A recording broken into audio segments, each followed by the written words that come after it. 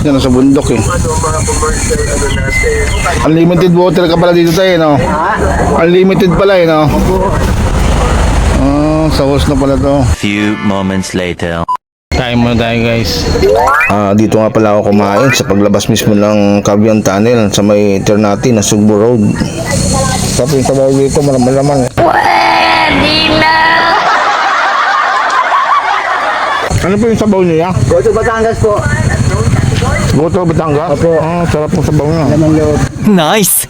Ang ganda ng tubig ng tatay dito. Yung host nga nasa bundok eh. Unlimited water ka pala dito tayo, no? Unlimited pala eh, no? Sa host na pala to. Ang galing mo ah. Wala nang motor-motor, no? Wala na po. Ay, grabe pa lang yung haba. Siguro mga ilang kilometro siguro yan tayo, no? Opo, mahaba nga lang po. Grabe yung host mo dyan, no? Pero ang lakas naman ng tubig. Lakas din po. Ang galing ah. Pwede na, libre na sa ligo ah. Opo. Sa Kalaban, no, tay?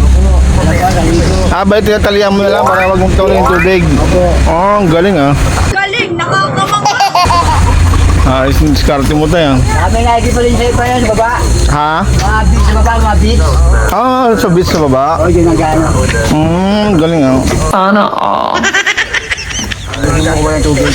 Kasi malinis tayo, no? Pambalaw-balaw. Kasi parang sa bukal talaga eh, no?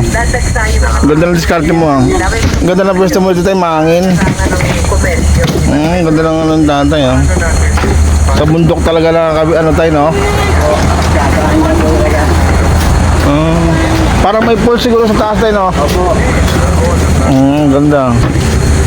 Bibig tubig na rito ah. Galing nyo tayo ah. Kaya wait, nakahiga oh. Maganda nga yan eh. Parang ginawa niya ng freezer, no? Yelo na. Yelo na lang eh. Wala kasing kuryente dito eh. Pala ka na lang tayo, solar na lang. Puro solar pala gamit niya. Opo. Ang ganda. Ganun ano yun, yung tubig talaga eh.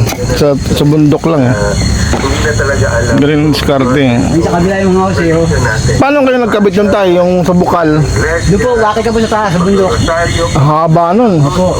Buti pag bagyo, hindi na puputol. Mga house oh, papunta sa babayan. Paano pagkabit nun tayo? Iba buhos ng tubig. Oo. Tapos, Nagawa ka na ng mission medyo ano. sarili mong ano, parang bukal. Hindi. Gripo. Hindi, ano lang, yung bukay ka na ng konti. Tapos doon ka maglalagay ng gripo mo. Lagay mo usong yun.